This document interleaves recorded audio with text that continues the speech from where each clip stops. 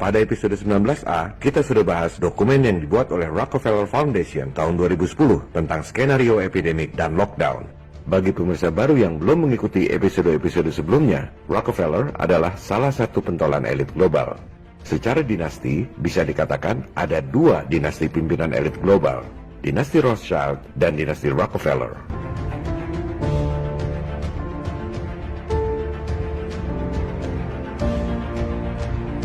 Rothschild lebih dulu ada, menguasai pemerintahan dan bank-bank sentral di Eropa. Rockefeller berkiprah 100 tahun setelah Rothschild, menguasai pemerintahan dan bank sentral Amerika.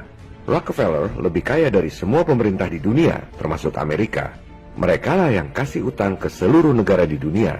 Dan negara pengutang terbesar di dunia adalah si adik kuasa Amerika, diikuti Jepang dan Cina.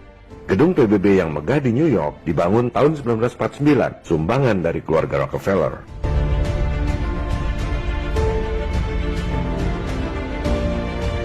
PBB, World Bank, IMF adalah kaki tangan elit global. Mereka berkedok sebagai lembaga-lembaga yang bekerja untuk kemaslahatan umat di dunia. Padahal sebenarnya bertujuan untuk mengontrol semua negara di dunia. Modus penjajahan gaya baru ini sudah lama diketahui oleh bapak bangsa kita, Soekarno. Presiden Soekarno menyebutnya sebagai nekolim, neokolonialisme dan imperialisme.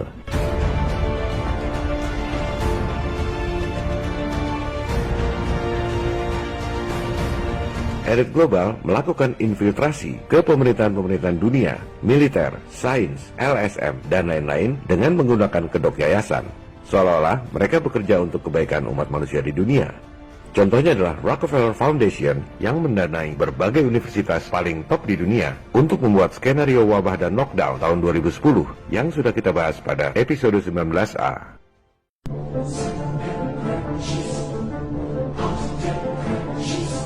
Sekarang kita dengar apa kata Rockefeller tentang tudingan bahwa keluarganya adalah elit global yang berkonspirasi merugikan umat manusia lain untuk menciptakan pemerintahan diktator dan otoriter, New World Order.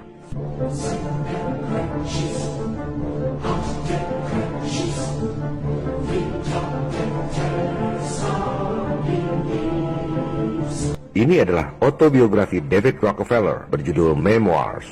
Silakan Anda buka halaman 405. David Rockefeller menulis, selama lebih dari 1 abad, para ekstremis ideologis dari seluruh spektrum politik telah memaksakan berbagai insiden terkenal untuk menyerang keluarga Rockefeller dengan tuduhan bahwa kami memiliki peran yang sangat kuat untuk mempengaruhi institusi-institusi politik dan ekonomi Amerika. Perhatikan, Rockefeller menyebut para pejuang kemanusiaan seperti kita ini sebagai ekstremis ideologis.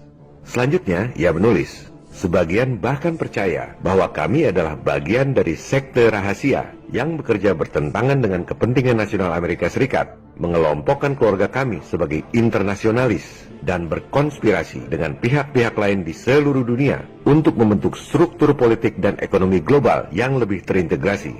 One world, istilah Anda.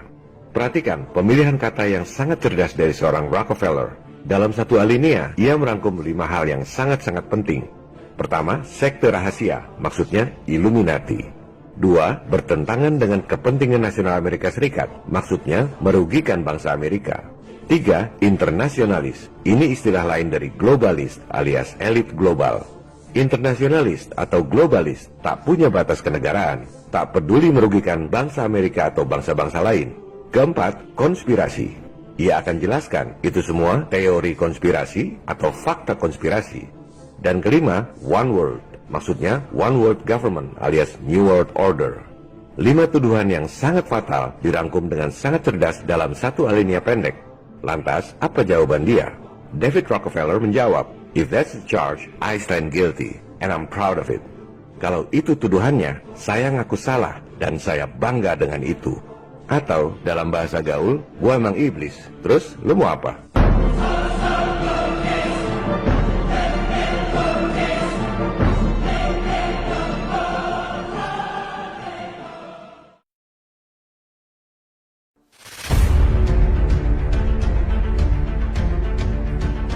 Pada episode 19A, saya sudah sampaikan bahwa apa yang terjadi saat ini, bencana wabah di seluruh dunia, orang-orang pakai masker, cek temperatur di gerbang, lockdown, ekonomi runtuh, peningkatan kemiskinan dan penderitaan rakyat, adalah persis seperti skenario Rockefeller Foundation 10 tahun yang lalu. Di episode 19B ini, saya juga sampaikan bahwa Rockefeller sendiri mengaku bahwa ia adalah sekte rahasia yang bertentangan dengan kepentingan rakyat, berkonspirasi di seluruh dunia untuk menciptakan New World Order. Jadi, yang jahat sebenarnya bukan negara atau pemerintah Amerika, melainkan para elit swasta yang kebetulan banyak tinggal di sana. Rakyat Amerika sendiri sudah dirampok habis-habisan oleh para elit di sana. Cina duluan lockdown dan sembuh adalah bagian dari skenario 10 tahun yang lalu. Tujuannya agar jadi contoh supaya negara-negara lain ikut lockdown. Sementara Amerika memang disetting untuk lambat lockdown, di mana nantinya akan disalahkan sebagai penyebab makin berjangkitnya virus. Itu semua adalah bagian dari skenario 10 tahun yang lalu.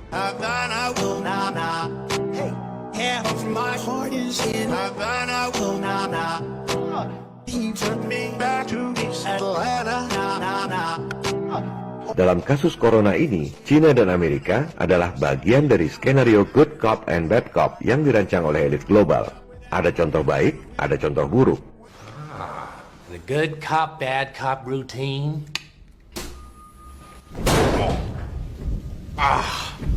Apa yang saya sampaikan di episode 18 bahwa elit global akan datang pura-pura menawarkan bantuan utang sudah menjadi kenyataan. Indonesia baru saja menerbitkan surat utang alias bond terbesar sepanjang sejarah. Total 4,3 miliar dolar atau sekitar 70 triliun rupiah yang harus ditanggung oleh Anda dan anak cucu Anda sampai 50 tahun ke depan akibat krisis corona. Padahal para bankster elit kasih utang sebesar 70 triliun itu dengan modal dengkul. Jangan salahkan pemerintah Indonesia karena semua hanya ikut sistem yang diterapkan oleh elit global di seluruh dunia.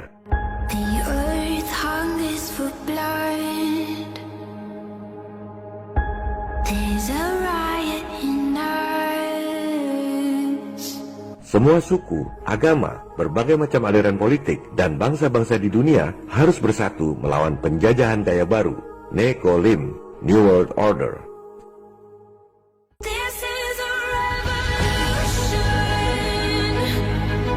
I hate imperialism. I detest colonialism.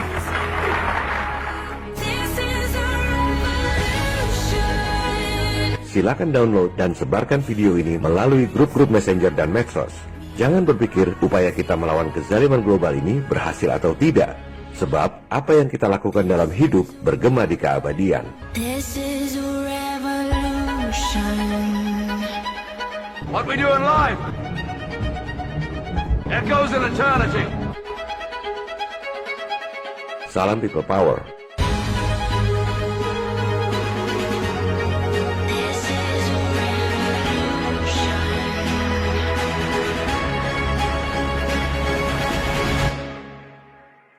This is a revolution.